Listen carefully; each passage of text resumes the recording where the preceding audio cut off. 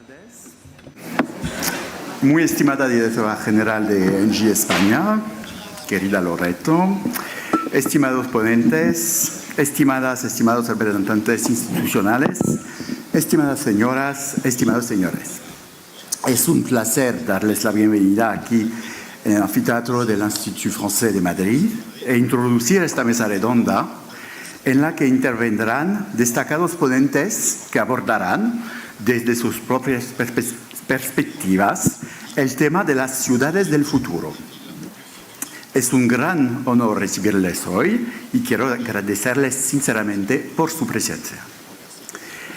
Este evento, así como el que se celebrará este viernes en el Institut Français de Barcelona, con la conferencia impartida por el profesor Carlos Moreno, se inscriben en la temporada cultural del Institut Français de España Escenas Francesas, marcada este año por un enfoque especial sobre el desarrollo sostenible que hemos llamado Otoño Verde. Este momento álgido de nuestra programación cultural abordará las cuestiones ecológicas con científicos, artistas, músicos, autores de cómics, directores de cine, así como profesionales de diferentes ámbitos. Entre los numerosos retos medioambientales y democráticos a los que nos enfrentamos, la cuestión del futuro de nuestras ciudades representa un desafío mayor. De hecho, más de la mitad de la humanidad vive en ciudades y a horizonte 2050 la población urbana alcanzará el 70% de la población mundial. Por otra parte, las ciudades generan casi el 70% de las emisiones mundiales de carbono.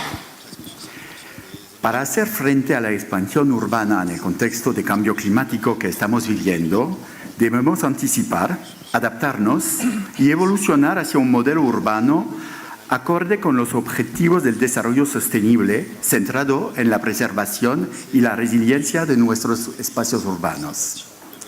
Conseguir que sean lugares de convivencia, abiertos a todos, seguros, resilientes y sostenibles, constituye uno de los mayores retos del siglo XXI. Como saben, las consecuencias del desarrollo climático, las amenazas de catástrofes naturales y la contaminación atmosférica no conocen fronteras. Nuestra acción solo puede ser colectiva. Francia y España están convencidos de ello. En la estela de los objetivos fijados por los Acuerdos de París, el Tratado de Amistad y Cooperación entre Francia y España, firmado el 19 de enero de este año en Barcelona, reafirmó el compromiso de nuestros dos países en obrar conjuntamente a favor de la preservación del medio ambiente y de la biodiversidad, así como luchar contra el cambio climático. La cooperación franco-española en torno a las ciudades también se plasma en la puesta en común de las buenas prácticas y en los numerosos intercambios en los ámbitos de la investigación y de las políticas públicas.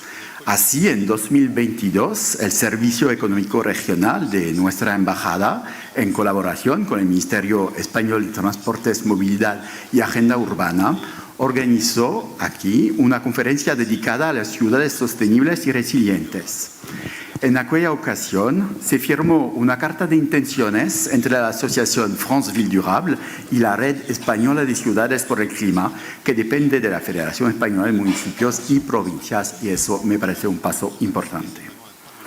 Esta noche aquí, arquitectos, investigadores y actores institucionales implicados en proyectos urbanos innovadores están invitados a debatir sobre los grandes retos a los que se enfrenta la ciudad de hoy y de mañana.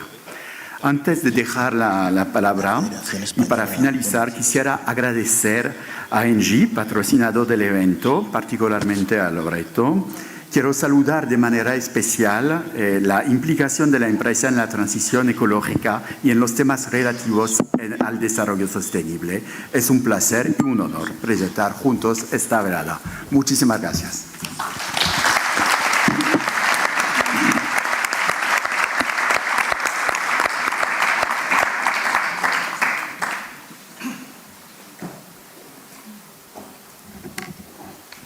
Estimado consejero de Cooperación y Acción Cultural de la Embajada de Francia en España y director general del Institut Français en España, señor Eric Taillon, cher Eric. Estimada agregada de Cooperación Científica y Académica, señora Christelle Grossi de Maury. Queridos ponentes y participantes en la mesa de debate, señoras y señores. Buenas tardes a todos y muchísimas gracias por su asistencia a este encuentro que esperemos que sea del agrado de todos y sobre todo del interés de todos, ¿no? Las ciudades del futuro. Pues en este encuentro es para mí un honor representar a ENGIE centrando esta temática que considero una temática de muchísima relevancia en tiempos de auténtica revolución verde y sostenible en la que nos encontramos. Las ciudades, los territorios, tienen que estar sin ninguna duda en vanguardia en la actual transición ecológica.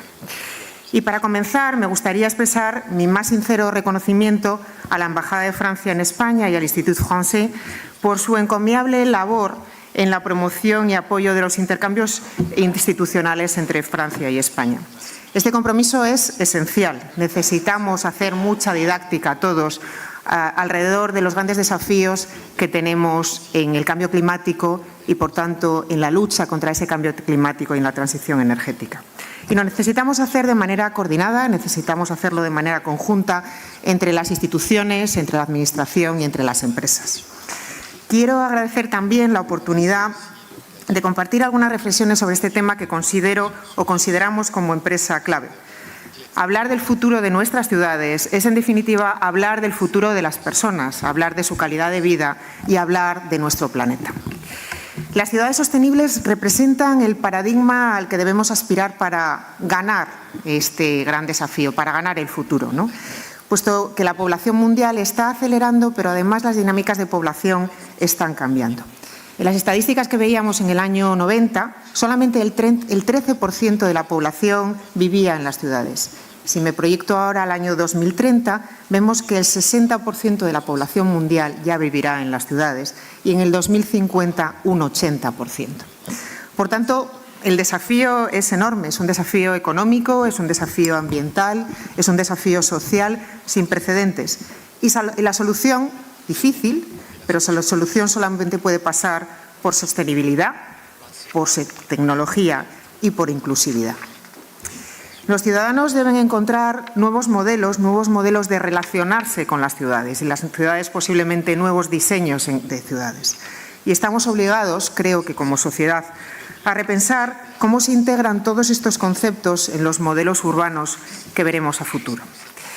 Es necesario cambiar, yo creo que hoy tenemos aquí a urbanistas, tenemos a arquitectos, pero es necesario cambiar el modo en que las ciudades se planifican, se financian, se construyen y se gestionan, pues este rápido proceso de urbanización ha traído consigo diversas problemáticas como la saturación de los espacios, la contaminación que estamos viviendo y la alta demanda de los recursos naturales. Sirva como ejemplo el hecho de que la Agenda 2030 de Naciones Unidas reconoce la relevancia y la urgencia de la transformación de nuestras ciudades dentro de los Objetivos de Desarrollo Sostenible que a todos nos sonarán, específicamente en el ODS número 11. Literalmente esto implica la necesidad de convertir nuestras ciudades en lugares, como decía antes, más inclusivos, más resilientes, más sostenibles y más seguros. Hay algunos datos que explican la urgencia del momento.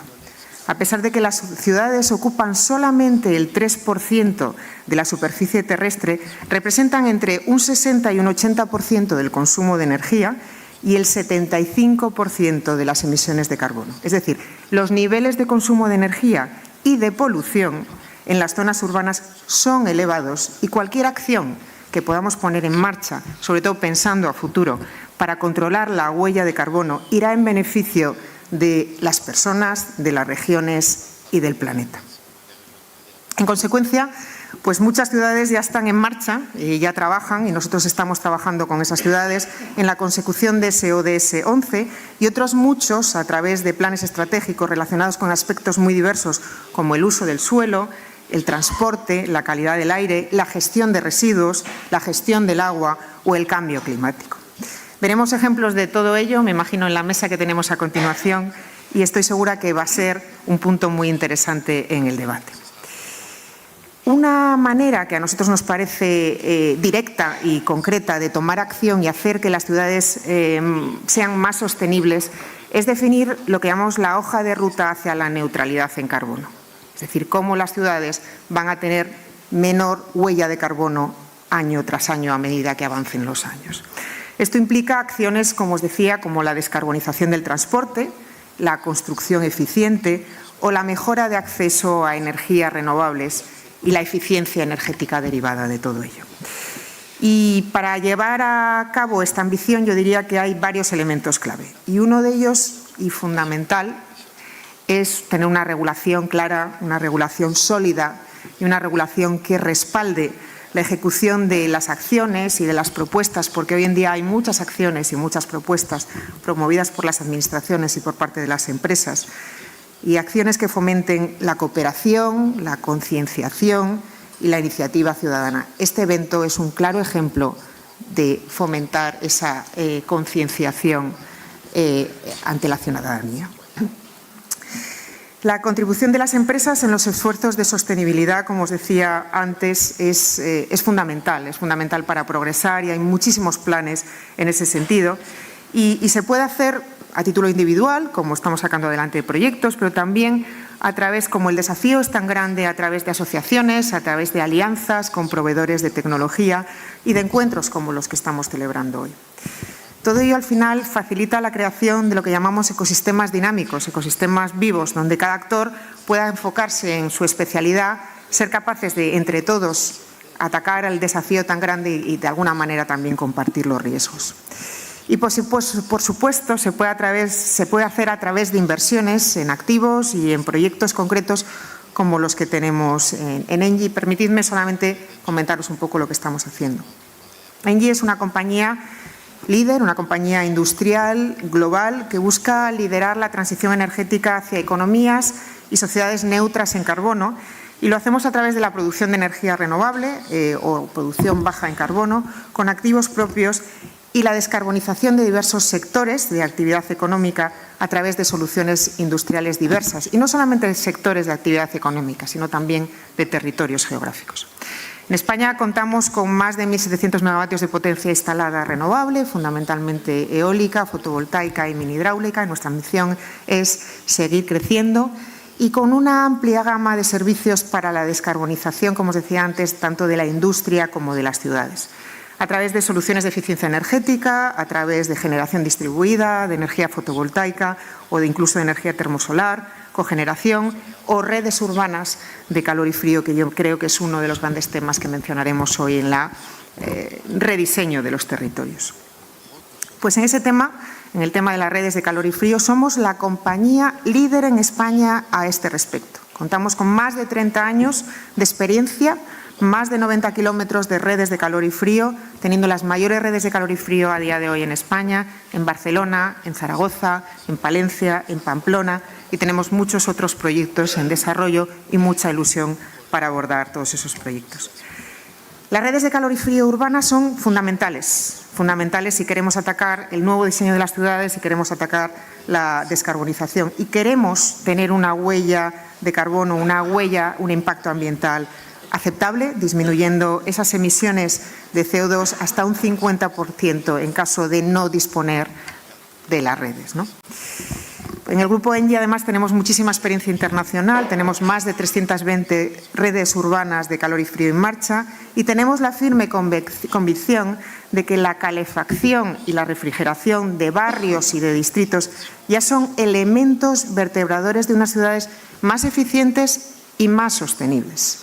Sirva como ejemplo el hecho de que estas redes urbanas de energía pueden alimentarse de maneras muy diversas y todas ellas renovables: biomasa, energía geotérmica, energía solar, calor residual de procesos industriales o incluso desechos no utilizables. Por tanto, son proyectos circulares por autonomasia, ¿no? Y esto permite a las ciudades ganar en esa autonomía energética a la que en los últimos meses, en los últimos años, yo creo que todos aspiramos, y en cercanía, acceso a energías más limpias, en circularidad de la economía, en el uso y en el reciclaje de los materiales. Termino ya. insistiendo en el papel crucial que desempeña la energía en la transición hacia ciudades más prósperas y más sostenibles. Creo que innovación, eficiencia y colaboración entre todos los agentes implicados son las herramientas más eficaces para construir estas ciudades del futuro. Diseñar entornos urbanos que no solo fomenten el crecimiento económico, sino que también preserven y revitalicen el entorno que lo sustenta es una responsabilidad común que todos debemos o deberíamos priorizar. Y, por último, acabar diciéndoos que creo que al abrazar la sostenibilidad y la eficiencia energética en la planificación y en el diseño urbano, estamos avanzando entre todos de una manera decidida hacia ese futuro más equitativo, más inclusivo, más respetuoso con el medio ambiente, sobre todo beneficiando a las generaciones venideras.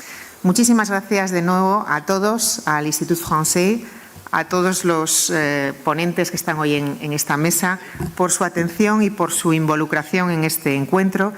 Un verdadero espacio para el diálogo y para la colaboración en la construcción de esas ciudades de futuro que todos anhelamos. Espero que disfrutemos de un debate intenso, productivo e inspirador. Muchísimas gracias y doy paso a la mesa. Gracias.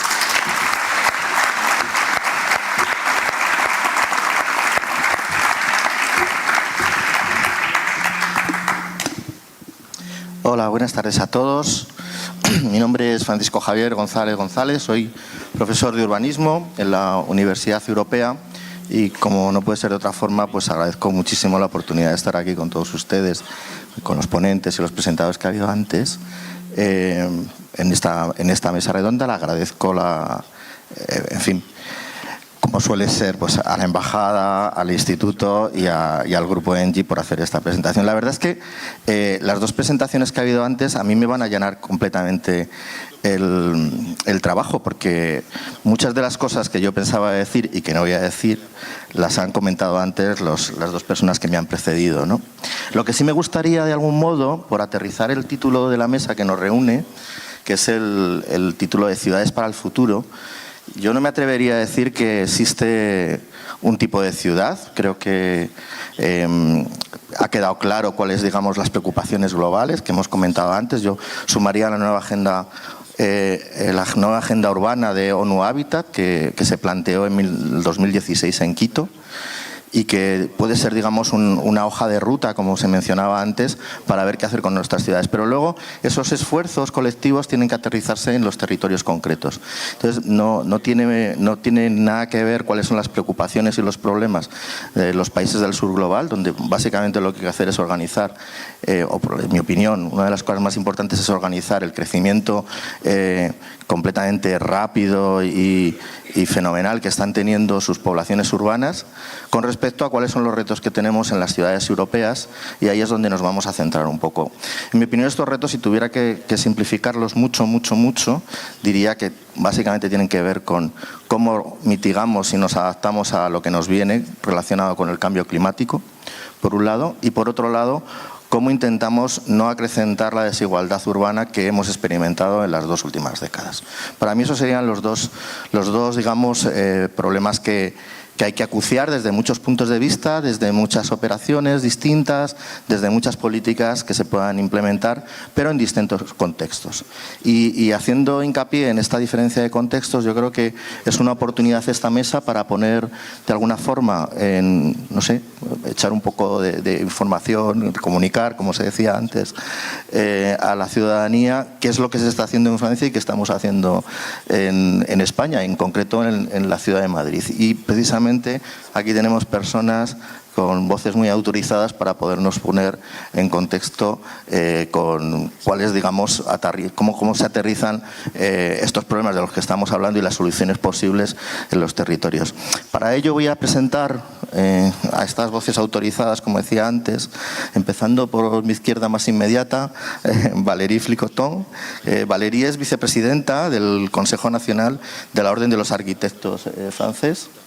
Y además en la institución ella, pues, es la persona encargada de los procesos de transición ecológica y nos va a plantear la propuesta que hacen desde el Consejo, ¿no? Que tiene unos puntos muy interesantes que luego espero que podamos debatir algunos de ellos, ¿no? A su lado está Francisco Javier Neila González, que él es catedrático de Arquitectura Bioclimática y Acondicionamiento Ambiental de la UPM, que fue profesor mío, y él no se acuerda, pero yo sí me acuerdo. Estas cosas pasan. Es que tiene muchos más alumnos de los que yo llevo detrás, y yo llevo unos cuantos. En fin, y nos va a comentar, nos va a indicar cuáles son los problemas relacionados con la isla de calor en la ciudad de Madrid. Y por último tenemos a Ramón Cubián Martínez, director general de Suelo y titular de la Oficina de Madrid Nuevo Norte, de la Consejería de Medio Ambiente, Agricultura e Interior, y nos va a hablar precisamente de una de las operaciones estrella que tenemos en la ciudad, que es Madrid Nuevo Norte. Y con esto, en fin, cedo la palabra y luego la retomamos los cuatro en el debate que vendrá después. Muchas gracias por todo. Bonsoir. Buenas tardes. Estoy encantada de estar aquí esta tarde. No, prefiero, si es posible, quedarme sentada. Estoy, como decía, encantada de volver a España, que es un país al que quiero. Hice una parte de mis estudios aquí, un año en Valladolid en concreto. Me han pedido que hable francés esta tarde porque estamos en el Instituto Francés. Estoy muy feliz de estar con vosotros esta noche. Lo hace muy bien por algunas palabras. Voy a hablar esta tarde, voy a presentar esta tarde el trabajo del Consejo Nacional de los Arquitectos. El Consejo se organiza un poco como el Colegio de Arquitectos Español. Hay un Consejo Nacional y un Consejo Regional, y reunimos a los 350 cargos electos franceses y trabajamos juntos en torno a este tema de la ciudad sostenible, de la construcción sostenible, y publicamos este folleto. Hay muchos. Están en francés y traducidos al inglés, si les interesa. Y finalmente lo que queríamos decir es que a todas las escalas de la construcción, ya sea el hábitat, el territorio, finalmente la arquitectura aporta soluciones. Y hemos visto, y se ha dicho, yo creo que las constataciones son compartidas. Hay un consenso para decir que el cambio climático está en marcha, y lo que buscamos ahora es constatar, no solo constatar, sino comprometernos en la transición. Y como arquitectos franceses pensamos que la arquitectura y la ordenación urbana hacen parte de las soluciones, y que si nos ocupamos de reflexionar antes, lograremos cada uno en su ámbito y con su problemática territorial. Lo decíamos preparando el debate, creo que cada territorio tiene su propia historia, su propia relación con el suelo, con los edificios, su propia forma de vivir, y las soluciones vendrán de los territorios, no habrá una solución homogénea. Y por eso, en este pequeño folleto, enumeramos 16 propuestas que se han reunido en torno a 5 grandes ejes. Voy a citarlas, más bien hay que verlo como propuestas.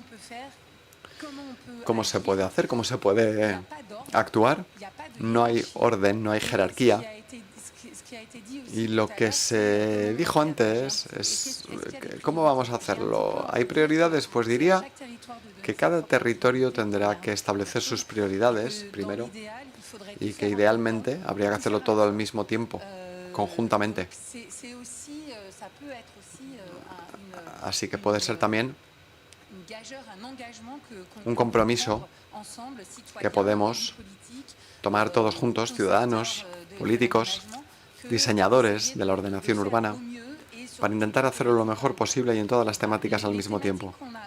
En las temáticas propuestas Hay una problemática muy francesa aquí. Para explicar la situación, es reforzar los territorios y permitir un desarrollo más equilibrado entre ellos.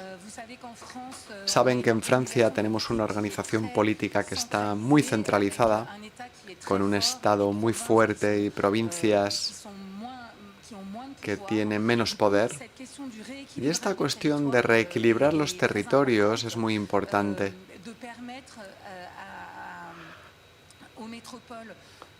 Para permitir a las ciudades tener más medios para decidir su propio destino, lo que no es el caso siempre en Francia, y al mismo tiempo que las metrópolis, que las ciudades puedan tejer vínculos de solidaridad con las ciudades de alrededor, puesto que hemos visto que hace 20 años que hablamos de metropolización, que todo el mundo vive en ciudades, pero las ciudades no son homogéneas, hay diferentes tamaños. Así que las ciudades que no se conectan con las ciudades de alrededor están abocadas también a un fracaso de la transición ecológica, porque la transición ecológica nunca se hará de forma aislada. Las ciudades tienen que encontrar medios de cooperar y de encontrar complementariedades. Por lo tanto, detrás de esto está también el reequilibrado del desarrollo territorial, como digo. Está también la cuestión de un tema, una vez más, muy francés, que es el cero artificialización neta. Es decir, que el desarrollo urbano ya es muy amplio. En Francia se destruye el equivalente de una provincia cada 10 años. Por lo tanto, ese desarrollo urbano tiene que detenerse para poder concentrarse en la ciudad que ya existe y no destruir más terreno, más naturaleza, para preservar, por lo tanto, territorio agrícola y seguir comiendo sanamente y preservar territorios naturales para poder luchar contra el cambio climático, el calentamiento global, mantener una cierta biodiversidad y acoger otras formas de territorios. Es un tema que no está consensuado en Francia. Le da mucho miedo a los cargos electos y hay mucho debate. De ahí de reforzar la mediación y la ingeniería, la mediación territorial y los proyectos de ingeniería. Hemos desarrollado un proyecto que se llama Un alcalde, un arquitecto, para que cada alcalde pueda recibir el asesoramiento de un experto en urbanismo para trabajar en su territorio. Francia no está organizada como España, de hecho, hay 36.000 municipios, por lo tanto 36.000 alcaldes con responsabilidades de urbanismo, de ordenación urbana, con medios muchas veces muy limitados. Y el acompañar mejor a estos municipios, pequeñas ciudades, incluso a veces rurales, es muy importante para nosotros. El segundo punto, no sé cómo se traduce esto en español, pasar de una política del alojamiento a una del hábitat. Detrás de este tema, de estas palabras, es pasar de la cantidad, es decir, construir X miles de casas o destruir X, a una política del hábitat, es decir, el alojamiento no es una construcción como el resto. El alojamiento, la casa, es el hogar, es donde se desarrolla la intimidad. Entonces no es lo mismo desarrollar eso que diseñar un coche. Requiere realmente mucho mimo, mucha habilidad, y hablar de calidad más que de cantidad es un tema que interesa directamente a los arquitectos. En esta temática está el volver a centrarse en el marco de vida y en la calidad de vida. Por lo tanto, calidad de alojamiento para todos, porque hemos visto que, por un lado, el conjunto de reglas en Francia y el desarrollo de urbanismo de oportunidad, donde se intenta ganar en densidad, ha llevado a una pérdida de calidad del diseño interior de los alojamientos, que ya no tienen ventilación cruzada, que integran normas de reglas bueno, tienen problema para acoger a personas de movilidad reducida, pero eso reduce el tamaño del alojamiento, de la casa, es decir, que hay que retrabajar estas cosas. Y también hay esto se escribió antes de la crisis de Ucrania, antes de la guerra de Ucrania ya decíamos controlar los costes de construcción y de producción del alojamiento. El coste de la construcción se ha disparado después de la guerra o con la guerra en Ucrania por la crisis energética y de materiales que ha provocado. Hay que encontrar soluciones a esto. Otro tema que nos preocupa es el reparar la ciudad y concentrarse en temas de rehabilitación y de renovación, más que en cuestiones de construcción, de nueva construcción. Es trabajar en la cartografía de los espacios urbanos abandonados a veces y trabajarlos mejor. Por supuesto, consiste en el trabajar sobre los edificios que ya existen, incluso en la dimensión patrimonial, con el respeto patrimonial, social y llevando todo ello al confort moderno. Tener también el objetivo de edificios vacíos cero, porque la política ha tenido también como consecuencia el vaciar las ciudades pequeñas y medias y por lo tanto hay muchos metros cuadrados que están desocupados en pequeñas y medianas ciudades, mientras que las grandes ciudades están asfixiadas. Entonces los temas están evidentemente conectados. Luchar contra los espacios vacíos o los alojamientos vacíos es también un reequilibrado territorial del que hablaba antes. Y en esta temática, el revitalizar y intensificar la ciudad, trabajar en la ciudad por la ciudad y detener la expansión urbana es lo que decía antes. Estas son las temáticas principales. Y las dos últimas son cuestiones que tal vez son un poco menos urbanas, más arquitectónicas. Está el tema del cambio de las prácticas. Hoy tenemos que vivir de forma diferente. Tenemos que desarrollar una mejor cultura del riesgo. Este verano nos hemos enfrentado a acontecimientos climáticos extremos, trascendentes, y sabemos que se van a multiplicar. Así que todos nos tenemos que preparar para ello. Que sepamos qué hacer cuando hay una inundación, que sepamos qué hacer cuando hay una canícula y que juntos preparemos también nuestras ciudades para responder mejor a estas problemáticas. Hemos hablado de sobriedad energética, Engie también nos lo ha recordado. Es una evidencia y estoy encantada de escuchar, de oír un tema así planteado en una mesa redonda como esta, porque es algo trascendente. Y hay que desarrollar también una nueva relación con la naturaleza y con la vegetación y, por lo tanto, incluir esos espacios verdes en los edificios y, desde luego, la descarbonización de la construcción y trabajar con nuevos materiales es fundamental. Materiales que son mucho más sostenibles, locales, ecológicos. Hemos hablado de economía circular y es extremadamente importante. Por lo tanto, realmente esto requiere una arquitectura de circuito corto y instamos a nuestros colegas arquitectos a trabajar en estos temas. La arquitectura de los 100 kilómetros, ir a buscar los materiales alrededor.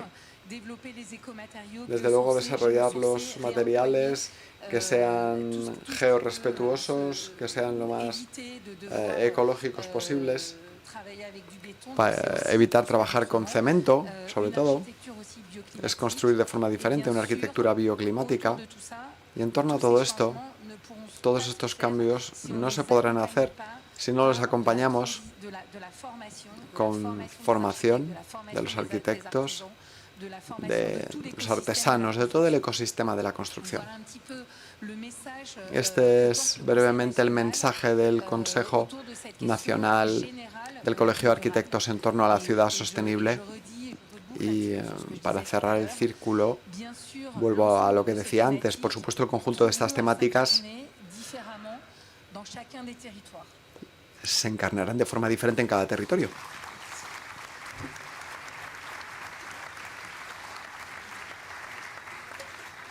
Muchísimas gracias, Valerie. Yo he apuntado aquí un montón de cosas, pero me quedo con el hecho de que se puedan conectar procesos que son de mejora de la ciudad que ya tenemos existente con otras preocupaciones de tipo territorial, de la ordenación del territorio, de la relación entre las ciudades, y que en realidad, aunque se trabaje a distintas escalas, en un momento en el que tú tocas algo en una escala va a tener repercusiones en otra. Yo creo que ese es uno de los temas muy interesantes de los que has tocado, ¿no? Que digamos que ha pasado un poco de una forma transversal con los 5 puntos que nos has comentado.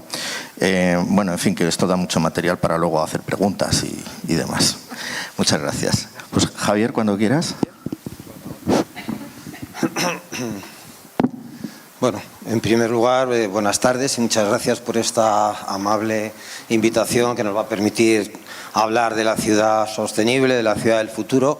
Pero lo primero que me planteo es, ¿sabemos cómo va a ser la ciudad del futuro? Pues evidentemente no sabemos cómo va a ser. Lo que sí podemos saber o podemos imaginarnos cuáles podrían ser los escenarios más negativos. Podemos saber qué cosas malas podrían ocurrir y por tanto intentar evitarlas.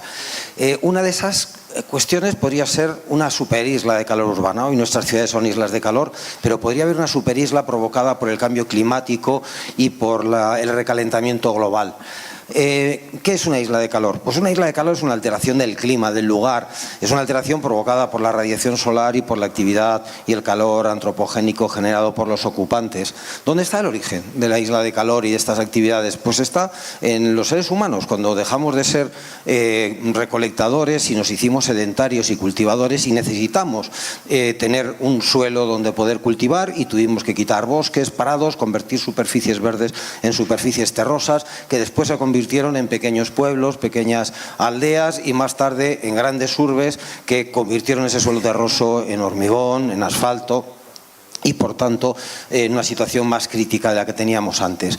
Por tanto, ahí hay un enfrentamiento, la ciudad sostenible y la ciudad y la isla de calor urbana. Bueno, hay que hacerse preguntas al respecto. La primera que me hago es si realmente podemos hacer una ciudad sostenible sin tener en cuenta su isla de calor urbana. Y la respuesta es muy clara: no se puede. Y no se puede en parte porque la información con la que estamos trabajando hoy en día para poder tomar nuestras decisiones, para elegir las mejores aparentemente soluciones, está equivocada.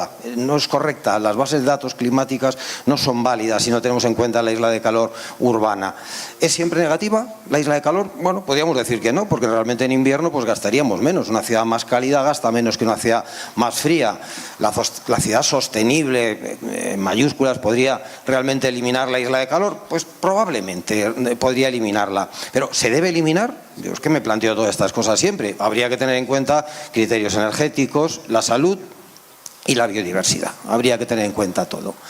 Bueno, ¿qué provoca la isla de calor? Bueno, ya lo he mencionado rápidamente. Lo más claro es la radiación solar. La radiación solar llega a la ciudad y en la ciudad pues es absorbida por las superficies inorgánicas que forman parte de nuestra ciudad. Pero en segundo lugar es la contaminación. La contaminación que no permite disipar la radiación infrarroja que tendría que devolver la Tierra al encontrarse con esa boina que representa la contaminación. En tercer lugar es el calor antropogénico, que es el calor generado por toda la actividad humana de todos los seres que estamos ocupando la ciudad. Los gases y otros combustibles domésticos los convertimos en calor.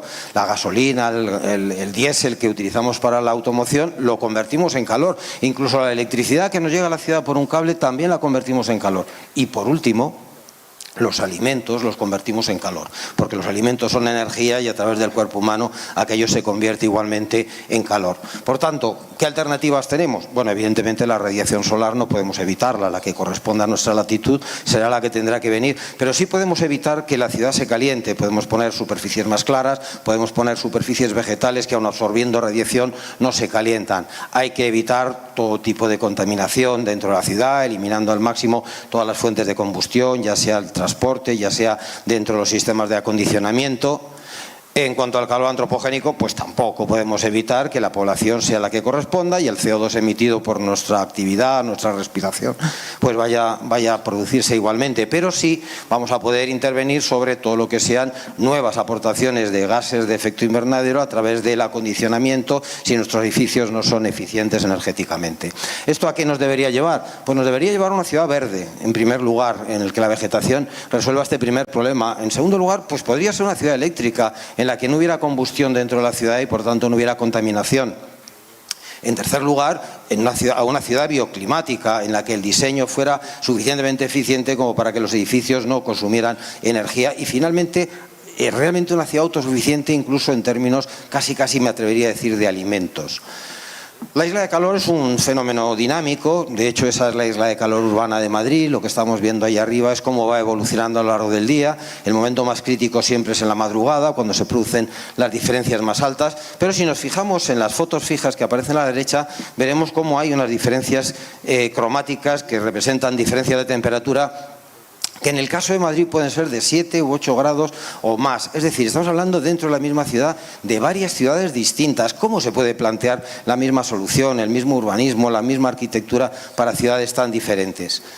¿El crecimiento de la ciudad está influyendo? ¿Ha influido? Pues sí que ha influido de una forma muy notable. Ha habido dos estudios de la isla de calor urbana, uno que se hizo en el año 85 y el que hizo recientemente mi grupo de investigación en el 2015. Las dos imágenes representan la isla de calor de Madrid con la misma escala cromática y lo primero que vemos es la diferencia de temperaturas que estamos percibiendo en ambas situaciones. Pero si nos fijáramos en detalle, veríamos cómo todos los nuevos desarrollos han provocado microislas de calor, es decir, se han hecho probablemente sin tener en cuenta ya este efecto previo que ya se conocía desde hacía mucho tiempo para intentar resolverlo. ¿Afectará a la salud? Que antes lo he mencionado. Bueno, pues efectivamente, la salud se ve muy afectada por las altas y por las bajas temperaturas, indudablemente. En el caso de las altas temperaturas hay lo que llamamos una temperatura de disparo. La temperatura de disparo depende de las condiciones de cada ciudad. En el caso de Madrid, donde estamos acostumbrados a las altas temperaturas, es una temperatura muy alta, 36 grados. En otras ciudades, con climas más suaves, pues la temperatura es más baja. A partir de esa temperatura de 36 grados, cada vez que se incrementa la temperatura en 1 grado, se incrementan las muertes por enfermedades cardiorrespiratorias en un 12%. Luego es un momento crítico. ¿A quién afecta más? A ancianos, a enfermos crónicos, pero también a personas con rentas bajas que viven en viviendas insuficientes, es decir, a pobres energéticos. Ahí es donde está la crisis probablemente más importante vinculada a todo esto. ¿Hay alguna relación geoespacial entre las zonas de mayor temperatura, las microislas de mayor temperatura y estas zonas más vulnerables? Sí, puede haberlo, y si lo supiéramos y si las tuviéramos localizadas sería perfecto porque crearía prioridades. ¿Dónde deberíamos intervenir en primer lugar? Bueno, pues ahí lo vemos. Ahí aparecen los distintos barrios de Madrid, hay 8 de ellos que superan 3 indicadores de vulnerabilidad, por tanto podemos hablar de barrios vulnerables y de esos 8, 6 corresponden a zonas de altas temperaturas. Por tanto, ya tenemos una idea clara de cómo deberíamos estar interviniendo. ¿Y el cambio climático? ¿Lo estamos teniendo en cuenta en todo esto? Bueno, hemos empezado a hacer este mismo trabajo para la ciudad de Málaga con datos de esos observatorios que aparecen ahí reseñados para incorporar no solamente este estudio de isla de calor, ahí se ven los transectos, los recorridos que hacemos midiendo temperaturas, sino además incorporando los efectos futuros de la isla de calor, porque al fin y al cabo la arquitectura tiene una vida más o menos corta, podríamos decir, pero el urbanismo es mucho más largo, la vida que tiene. Ahí están los estudios de cambio climático de los distintos escenarios posibles para Málaga y estos son ya estudios que empezábamos a hacer para ver cuáles podrían ser las estrategias, los diseños bioclimáticos adecuados para la ciudad de Málaga. Bien, sin entrar en explicar cómo funcionan estos gráficos, ahí tendríamos arriba un gráfico donde nos hablaría de ciertas estrategias bioclimáticas y sobre todo de los periodos de sombreamiento que necesita el edificio. Pues si en este barrio concretamente y con ese observatorio de Martiricos utilizamos uno de los escenarios, el más suave de todos, el 4.5, vemos cómo automáticamente toda esa área se ha modificado, las necesidades son distintas, las estrategias son distintas. Pero si fuéramos a un escenario algo más negativo, el 6.0, vemos cómo empiezan a aparecer nuevos requerimientos para ese edificio. Y si fuéramos al escenario más negativo de todos, el 8.0, pues veríamos cómo las estrategias cambian por completo. Es decir, hay que pensar pensar a futuro y ponerse probablemente en esa situación más negativa para poder poner una solución correcta al futuro. ¿Qué soluciones tenemos? Porque hablar de problemas sin mencionar soluciones pues es un error. Pues la primera, evidentemente, la renaturación urbana. Hay que devolver la vegetación a la ciudad, la vegetación que tenía esa ciudad. Por supuesto en cubiertas, que es el punto más sencillo, pero igualmente en fachadas, igualmente en superficies horizontales, aceras, calles, plazas, patios, etcétera. Si incorporamos mucha vegetación, se reducirá la temperatura de la ciudad y, por tanto, el efecto de la isla climática disminuirá. En segundo lugar, eficiencia energética. Es que nuestras ciudades son muy poco eficientes energéticamente, son un desastre realmente. Por tanto, hay que rehabilitarlas energéticamente, porque en cuanto se rehabiliten energéticamente, habrá menos consumo de energía, habrá, por tanto, menos transformación en calor y, por tanto, habrá menos contaminación. ¿Cuál sería la línea? Pues, evidentemente, rehabilitación energética, diseño bioclimático, pero ojo, cuidado, porque en realidad para realizar esas actuaciones, para esa rehabilitación o para ese diseño de obra nueva bioclimático, utilizamos materiales que no son inocentes en absoluto. Los materiales, la energía que gastamos en fabricar los materiales de un edificio equivale a 100 años de consumo de energía de acondicionamiento. 100 años. Por tanto, ahí está nuestros pies de barro, evidentemente, en la construcción. Por tanto, ¿qué deberíamos buscar? Materiales locales, materiales reciclados, baja energía embebida, aunque la solución no es evidentemente nada clara. Transporte eléctrico, vehículos eléctricos. Bueno, si comparáramos lo que gasta una familia en el transporte con un vehículo de combustión con respecto a lo que gasta en el acondicionamiento, veríamos que es el doble. Es decir, el transporte es un gasto enormemente importante y, por tanto, todo lo que lleva acarreado de contaminación. Bueno, un vehículo eléctrico tiene un rendimiento del 95%. Quiere decir que solamente el 5% de su energía se convierte en calor, mientras que un vehículo de combustión tiene un rendimiento del 20%. El 80% de esa energía consumida se ha convertido en calor, afectando a la isla de calor y, por tanto, generando contaminación. Es decir, un transporte eléctrico sería mucho más eficiente y tendría una nula contaminación, generaría una nula contaminación. Bueno, autosuficiencia también energética. Bueno, a mí el tema de los alimentos me parece especialmente interesante porque los alimentos que necesita una familia equivalen al 70% de lo que gastan a acondicionarse. Es decir, que es una cantidad muy importante. Pero lo más triste es que el transporte de esos alimentos supera la cantidad de energía transportada. Es algo que hay que reconsiderar, evidentemente. En otros aspectos, por ejemplo, electricidad, hoy en día pues tenemos soluciones perfectamente válidas para resolver el problema energético. Una vivienda está consumiendo el 50% más en gasto eléctrico que en gasto de acondicionamiento. Y por último, el agua. El agua, hay mucha agua en la tierra, pero disponible solamente hay un 0,26%.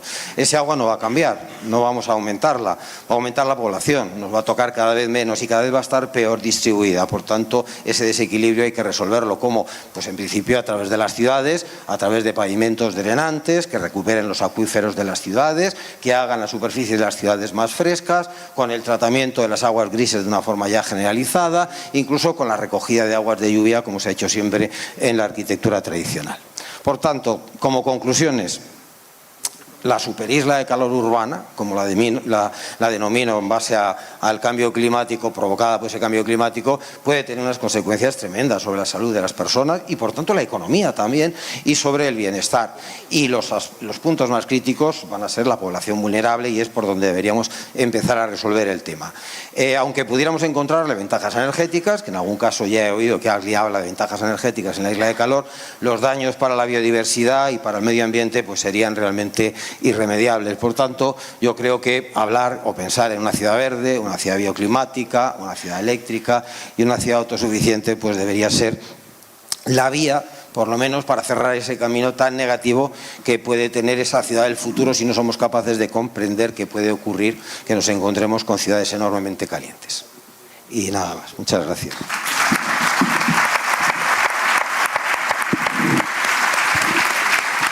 Muchas gracias. Muchas gracias, Javier. Bueno, yo creo que ha habido algunos temas que son coincidentes.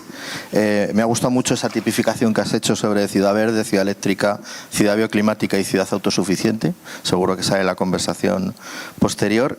Y también la referencia a la salud. Yo creo que eso es un tema en el cual empieza a haber un cierto consenso de cara incluso a la comunicación, ¿no? Yo creo que eso es un tema en el cual podríamos hablar después. Y bueno, yo creo que ahora la intervención de Ramón nos va a poner también, nos va a enseñar una de las operaciones que se están desarrollando o que se van a desarrollar, están planificadas desde hace muchos años en Madrid y que yo creo que va a recoger algunos de los temas que han comentado tanto Valerie como Javier. Entonces, cuando quiera, Ramón. Muchas gracias. Déjame decir como mínima corrección. Fíjate, no se está planificando hace muchos años, se está planificando hace poco, aunque la idea de desarrollo es de hace muchos años, efectivamente. Porque realmente voy a hablar de Madrid Nuevo Norte. Madrid Nuevo Norte es eso que cuando antiguamente se decía Operación Chamartín y demás, en un principio era un gran proyecto de desarrollo de la ciudad en una zona pues donde hay una cicatriz que es evidente, que parte, que es la entrada de las vías férreas a la estación de Chamartín, que es uno de los nodos ferroviarios más importantes, y una zona pues que está muy degradada, zona industrial, zona con suelos contaminados. Y bueno, pues hace 6 años se produjo algo que en política es poco habitual, que es un consenso de todas las fuerzas políticas. Y voy a decir que es poco habitual y lo pongo en valor. Es decir, que yo pertenezco a quien pertenezca, a la administración regional que lidera un determinado partido, pero resulta que liderando ese partido en la administración regional, liderando otro distinto en la administración local, en la propia administración local se aprobó por unanimidad desde el espectro más a la izquierda hasta el espectro más a la derecha, y además se implica también en las infraestructuras la administración del Estado, que es de otro color distinto. Es decir, cuando se dice que los políticos a veces dificultan, pues hay ejemplos que no tienen mayor trascendencia afuera, pero que toman una línea de trabajo y además hacen algo y se hace algo que es especialmente distinto. Y ahora diré por qué digo estas cosas. Y es que además se hace con una colaboración público-privada desde el primer momento. ¿Y por qué digo estas cosas? Porque yo creo que es la única manera de que se pueda llegar a hacer una transformación de verdad, cuando se implican todas las partes. Más aún, cuando se da valor a esa transformación desde, por un lado, el consenso y, por otro lado, la participación de la inversión privada. Y cuando digo la participación de la inversión privada es que si no cuento con la estación, ahora diré las partes que tiene Madrid Nuevo Norte, pero si no cuento con la estación de Chamartín, el resto de infraestructuras, es decir, de ciudad, de jardines, de oficinas, de viviendas, de nuevas infraestructuras verdes, sostenibles, distrito neutro en carbono, pues el 75% de esa inversión la va a hacer la inversión privada. Es decir, que es algo espectacular. ¿Y saben ustedes qué pasa con esto además? Que ya no es decir, es que hacemos esto o apostamos por gastar dinero o no tenemos futuro en nuestras ciudades. Es que podemos hacer que ese paradigma cambie. Es decir, que lo rentable, no solo socialmente, lo rentable económicamente, es la implicación en la transformación. De tal manera que si somos capaces, que seremos, que somos, que está en marcha, de crear un nuevo distrito de Madrid que sea sostenible, que sea eficiente, que sea neutro en carbono, especialmente el área demostradora, ¿verdad? Pues estaremos diciendo que hacemos el polo más atractivo de la ciudad para venir a trabajar, a vivir, a tener ocio, a comprar. Esa cicatriz estaba ahí y tenemos, decimos, ¿qué magnitud? ¿De qué estamos hablando? Pues estamos hablando de que en Madrid, evidentemente, si dijéramos vamos a cambiar toda la ciudad, fracasaríamos. Fracasaríamos porque, como han dicho también los anteriores ponentes, cada parte de la ciudad tiene unas circunstancias distintas, una evolución distinta. Pero si hacemos una gran transformación en el norte de la ciudad, esa gran transformación es que va a llevar también consigo la transformación de la forma de vida de quienes van a vivir o quienes van a trabajar ahí. Magnitud, estamos hablando de más de 3 millones de metros cuadrados de suelo.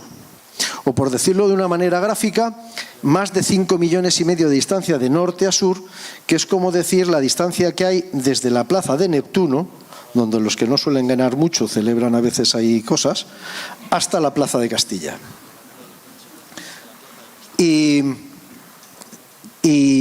Perdón por la... Y estamos hablando que en ese nuevo ámbito estamos diciendo que se van a se va a actuar sobre casi 2.400.000 metros cuadrados, 2.360.000 metros cuadrados, de los cuales 400.000 van a ser zonas verdes. Y ahora diré con alguna actuación especialmente importante, precisamente al hilo de lo que estaban diciendo los ponentes que me han precedido. Habrá para uso terciario aproximadamente 1,5 millones de metros cuadrados edificados y para viviendas aproximadamente 1 millón de metros cuadrados edificados. Pero, y cuando decimos uso terciario, que son oficinas y comercio, diré algo que no es baladí, más de 100.000 metros cuadrados destinados al comercio. Al comercio, fíjense cómo invertimos paradigmas de proximidad. Aquello de tener que coger, si me permiten ustedes, no voy a decir marcas, aunque sean muchas de ellas francesas, coger el coche para ir al gran centro comercial a cargar el alimento para volver con el coche a casa, la apuesta es exactamente la contraria. De hecho, excepto en el área de negocios, la idea es que haya, como digo, el comercio de proximidad y además con locales, por ejemplo, en el gran distrito residencial, la mayor zona residencial, de no más de 2.500 metros cuadrados, que son muchos.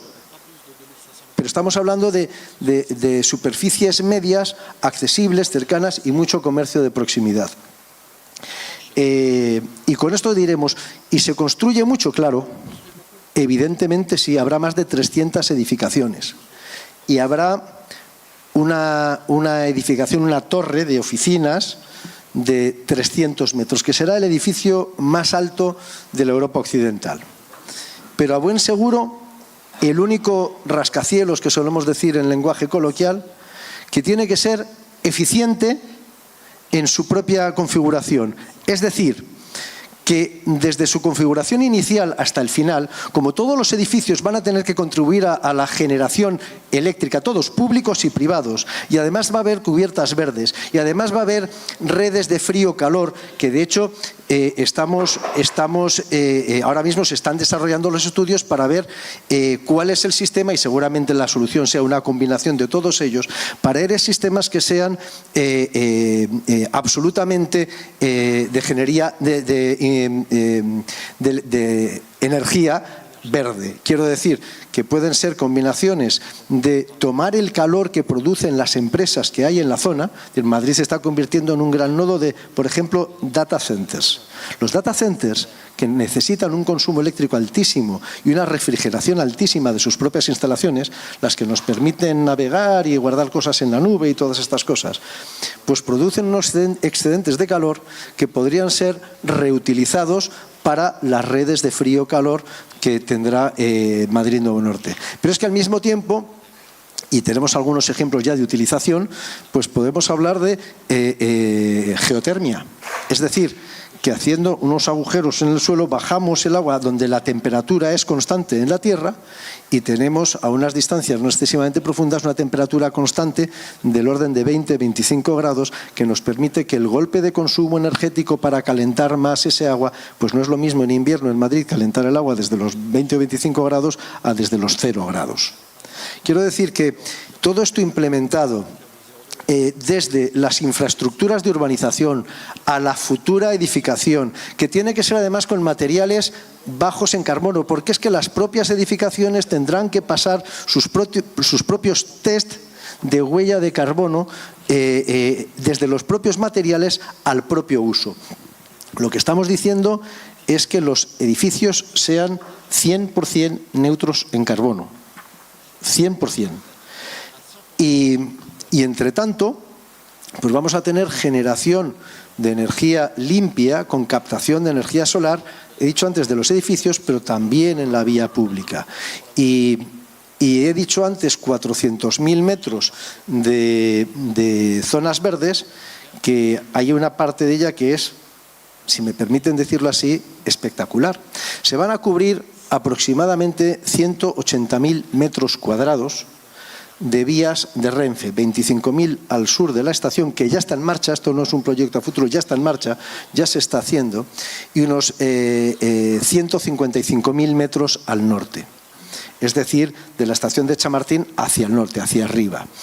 En esa primera fase, detrás de la estación de Chamartín, se encuentra el centro de negocios, y el centro de negocios, si Madrid ha sido elegida en la misión de la Unión Europea para convertirse en el año 2050 entre las 100 ciudades europeas neutras en carbono, se ha creado ahí, en el centro de negocios, el área demostradora, que se ha implicado el ayuntamiento, los propios promotores y, por supuesto, con la colaboración, coordinación, implicación también de la Comunidad de Madrid. Y cuando digo el área demostradora, quiero decir que es un área en la que se crea como zona de bajas emisiones, donde mezclamos usos, habrá residenciales, oficinas, y ese gran parque sobre las vías, un gran parque de casi 150.000 metros cuadrados, que se va a construir sobre las vías con unos pilares de 10 metros de altos y 2 metros de diámetro, con unas vigas de más de 40 metros, una losa, y sobre esa losa se va a poner tierra y va a haber árboles hasta de gran porte, y por supuesto volviendo a las especies propias de Madrid de bajo consumo hídrico. Es decir, las cosas que estaba oyendo antes son las que se están proyectando aquí, y cuando digo que se están proyectando es que ya hay un plan de acción que ya está suscrito por el ayuntamiento y está suscrito por los propios promotores. Y junto aquí, en este mismo barrio, resulta que habrá en la mejorcita zona viviendas, solamente en el centro de negocios habrá 2.500 viviendas, la mayoría de ellas, ¿de qué características? De protección. Precisamente en la zona, voy a decir bioclimáticamente mejor, la zona más sostenible, la zona más eficiente, ahí estará precisamente uno de los núcleos principales de viviendas de protección. Me estoy extendiendo seguramente de más, así que a lo mejor dejo para después el seguir, pero digamos que me ha gustado oír las introducciones anteriores porque precisamente son los factores que se han tenido en consideración para lanzar el gran proyecto de regeneración de Madrid, que es Madrid Nuevo Norte.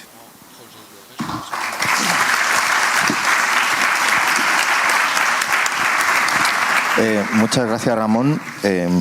Yo creo que efectivamente de lo que hemos estado hablando un poco todos los intervinientes es de cómo intervenir en la ciudad que ya tenemos consolidada a distintas escalas, incluso considerando la bioregión, considerando las redes de ciudades que están en un contexto próximo, pero siempre, digamos, planteando qué hacer con la ciudad que tengamos, aunque la operación Madrid Nuevo Norte es una operación colosal en términos, digamos, cuantitativos, ¿no? Has hablado de 3 millones y pico de metros cuadrados, ¿no? Pues en realidad está de alguna forma no apoyando un crecimiento de la ciudad expansivo que hace que las ciudades ya no engorden, mejor dicho, no crezcan, sino que engorden, ¿no? Que es un poco de las cosas que pasa, con lo cual podríamos meterlo todo en el contexto de lo que denominamos regeneración urbana. Y cuando nosotros en clase intentamos explicar ejemplos, con ejemplos de ecobarrios, de procesos de regeneración urbana, qué es lo que queremos que aprendan los alumnos para que se pongan ellos a hacerlo en el momento en el que salgan de las carreras, la primera pregunta que me suelen hacer es la que yo os voy a trasladar a vosotros, seguramente con mucha mala intención, que es decir, bueno, pero si está tan claro, no sé. ¿Por qué no es así el sitio donde yo vivo? ¿Por qué no esto no está ocurriendo en todos los lados? Y eso, en el fondo, remite a qué barreras son las que tenemos a la hora de sacar adelante una operación como la que tú estabas planteando, a la hora de que hemos ido creciendo en nuestra isla de calor, a la hora de tener que poner un poco de orden en las políticas urbanas, porque vemos que lo anterior no es que no hayamos hecho nada en los últimos 25 años. Llevo un montón de años hablando de esto y, Javier, no digo yo que no. Fíjate tú. Sin embargo, bueno, hemos ido avanzando poco a poco y existen barreras. Me gustaría saber vuestra opinión sobre cuáles de ellas consideráis que son las más inmovilizantes, las que son más difíciles de superar, las que seguimos arrastrando desde tiempo para acá y las que de alguna forma hay que poner esfuerzos para intentar que no estén en el futuro. Y podéis intervenir como queráis, yo creo, en fin. Pues yo creo que es difícil decir cuál es la barrera. Seguro que hay muchas barreras y hay barreras que van ligadas a veces a la normativa, que cuesta mucho cambiar la normativa, que es a veces casi inamovible, a los procedimientos, pero también hay muchas barreras en la idiosincrasia propia de las personas, de los conjuntos, de los barrios, porque ni siquiera son iguales unos barrios que otros. Entonces yo creo que lo que nos toca es apostar. Es cierto que Madrid Nuevo Norte es todo un reto, pero es un sitio idóneo porque vamos a decir que las demoliciones afectan poco a residentes. Lo que hacen es evitar, lo que se demuele principalmente son viejas instalaciones industriales. Y una de las barreras, que seguro que no es la que más, pero es la que al hilo de tu pregunta me ha venido, es la propia normativa. La propia normativa urbanística e incluso la propia normativa medioambiental que pretende proteger la naturaleza, el desarrollo y la protección a la naturaleza para no atacarla, resulta que puede ser a veces una limitación para la evolución ecológica. ¿Y a qué me refiero? Primero, una de las cosas grandes que hay que hacer en los suelos que eran industriales es descontaminarlos. Pues están descontaminando suelos y esto es, voy a decir entre comillas, un cuello de botella en el que está trabajando en la parte que nos toca la Comunidad de Madrid de manera denostada y además está avanzando bien y además con colaboración también público-privada en los medios. Pero, por ejemplo, un detalle. Para desarrollar Madrid Nuevo Norte también apostamos porque haya los menos camiones de obra entrando y saliendo. Si aquí se van a producir más de 700 toneladas de escombro de demolición, resulta que ese escombro altamente contaminante hay que llevarlo a un vertedero porque resulta que son residuos y los residuos no se pueden tratar in situ, hay que llevarlos a un vertedero y después volverlos a traer. ¿Habrá camiones que los lleven y que los traigan? Pues no será así. La Comunidad de Madrid apuesta por ello y que se hace una planta de reciclaje del material de demolición donde se va a reciclar el 90% de los materiales de demolición, de hormigón y demás, para utilizarlos, para reutilizarlos en la propia construcción, en los propios suelos. Es decir, sin salir del mismo ámbito, es decir, apostar por trabajar en el mismo ámbito para que incluso durante los trabajos seamos sostenibles ecológicamente, seamos sostenibles con el carbono también. Y se hace in situ. Y resulta que para hacerlo in situ nos encontramos con que la normativa de tratamiento de residuos lo impide. Todos los residuos tienen que ser llevados a un vertedero, a un centro de tratamiento de residuos. Pues bien, en el caso de los materiales de construcción, se modifica la normativa de la Comunidad de Madrid, esa que protegía, pero resulta que venía ahora a ser contraproducente esa protección, se modifica para crear una nueva calificación de subproductos que se pueden tratar in situ, no tiene que haber transporte en un sentido y en otro. Y estoy hablando, como digo, se calcula 730 toneladas. El 90% será reutilizado y será tratado in situ y hemos superado una barrera, y vendrán más, y en materia normativa vendrán más, pero hemos visto con antelación que esto venía y hemos superado una barrera normativa, y digo que las normativas, yo creo que soy el único abogado, aquí el resto de los ponentes son ilustres arquitectos, y los abogados ya se sabe que el que vale, vale y el que no ha derecho. Pues resulta que también los juristas tenemos que tomar parte en esto porque eliminamos barreras o las ponemos a veces.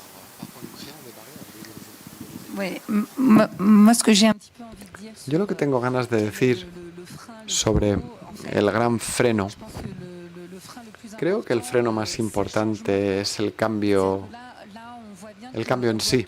Vemos que todos tenemos que cambiar. La industria tiene que cambiar, la política, y nosotros, las personas, tenemos que cambiar. Porque este calentamiento global nos va a imponer vivir de otra forma.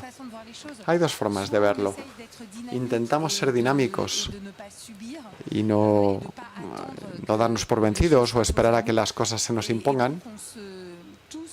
Y por lo tanto todos somos conscientes y nos ponemos en marcha. O de todas formas el calentamiento global llega y si no le prestamos atención, lo que podríamos haber elegido se nos va a imponer.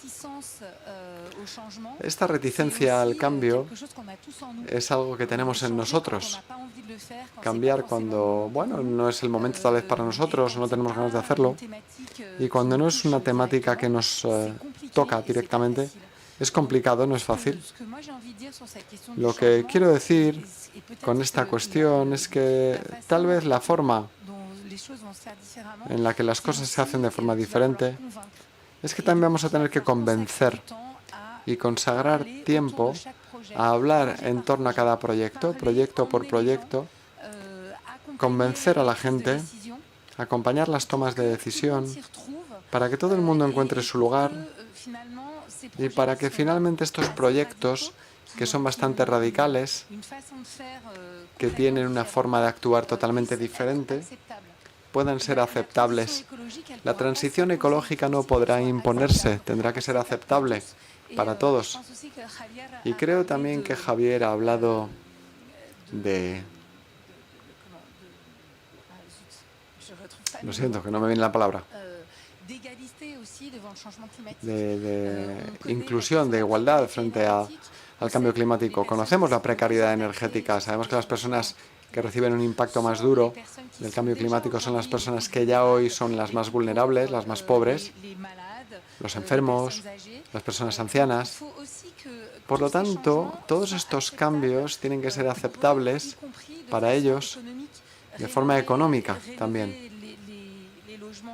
Renovar los alojamientos, muy bien, pero ¿con qué dinero? Todo el mundo no se podrá pagar una renovación energética si no hay un poder público que acompañe a este cambio. No sé si habéis oído hablar de los chalecos amarillos en Francia. De hecho, los chalecos amarillos partió de esta idea de que se aumentan los impuestos a la energía para incitar a la gente a que coja menos el coche. Pero de hecho, el problema es que antes de hacer eso, no se ha acompañado a la gente, primero renovando su casa, por ejemplo, permitiéndoles reducir su factura energética y tal vez con más dinero pueden pagar una gasolina o un diésel más caro. Así que ese acompañamiento, el hacer juntos, creo que es una de las grandes revoluciones. Hay una mano levantada ahí. Sí, la veo. No sé por qué.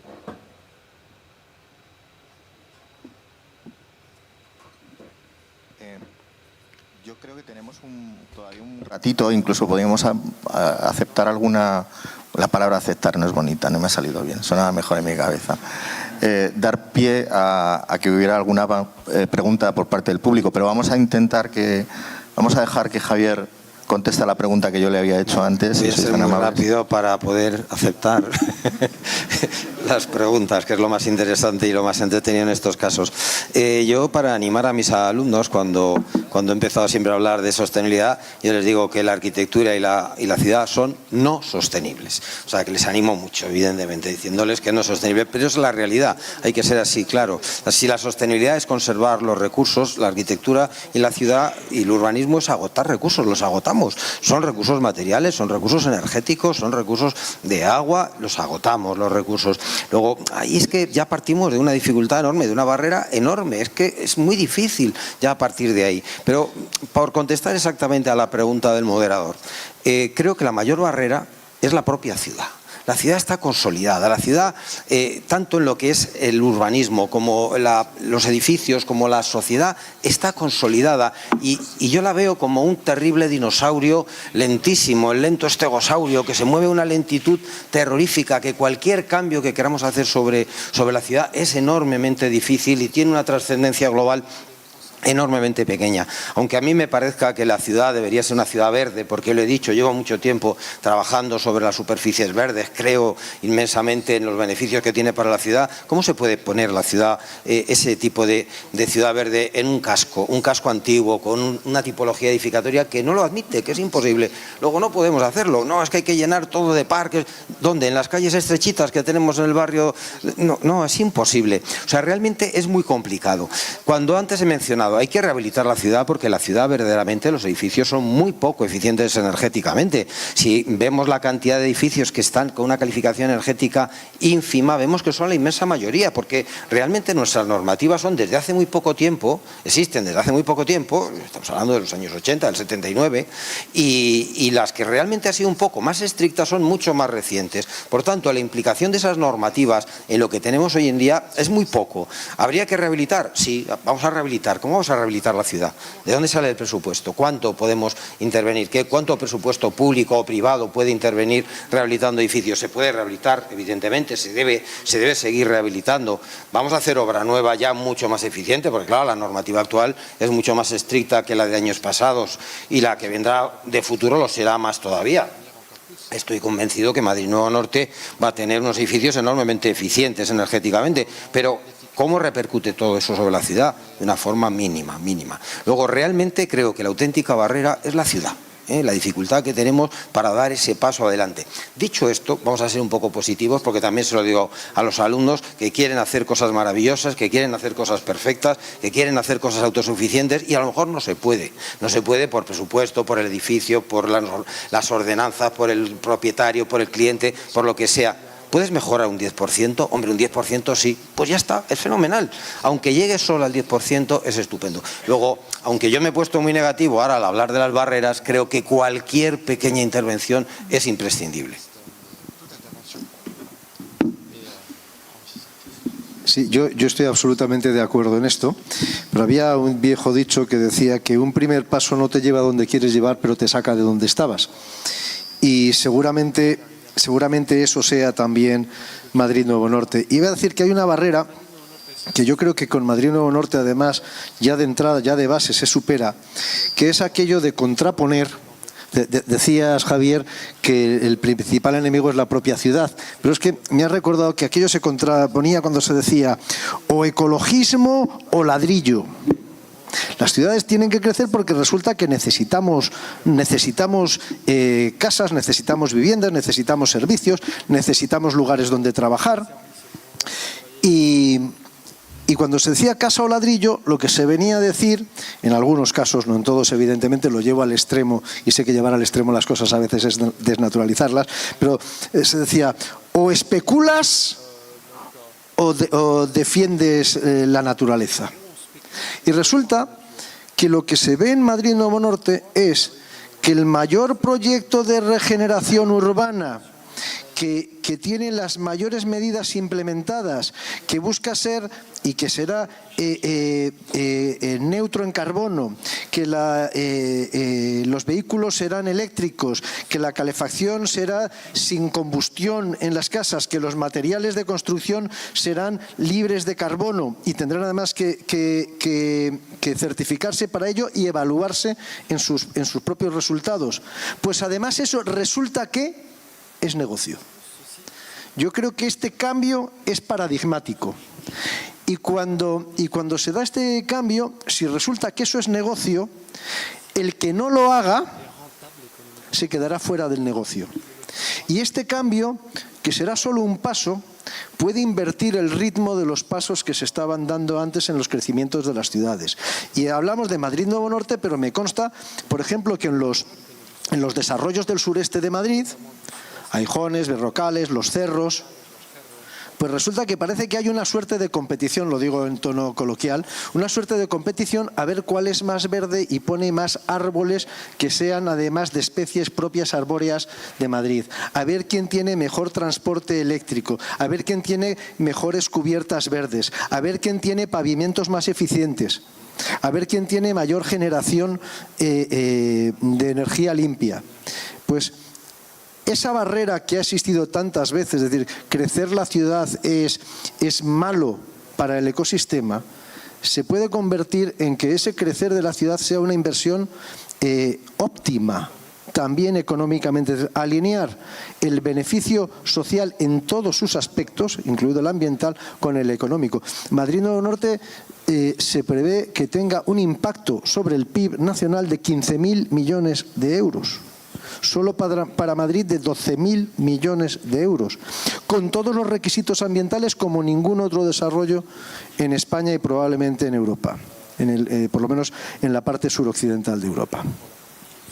Bueno, nos vamos a tener que ir y no me gustaría irnos sin por lo menos admitir esa pregunta que estaba ahí proveniente de la sala, que veo que ya hay otras 2 manos más. En fin, tenemos 4 minutos para esto, así es que yo os pediría que la persona que fuera a preguntar, porque creo que no nos da tiempo más que para una persona, haga... Ahí había 2 personas, una de vosotros 2, porque la otra persona está al fondo, no... Si alguien les puede... ¿Se puedes levantar y hacer la pregunta? Ya. ¿Le están llegando? Es que no veo nada. No hay posibilidad. Me están diciendo que no, que tenemos que dejarlo ya. Así es que, en fin, son las 9. Son las 9.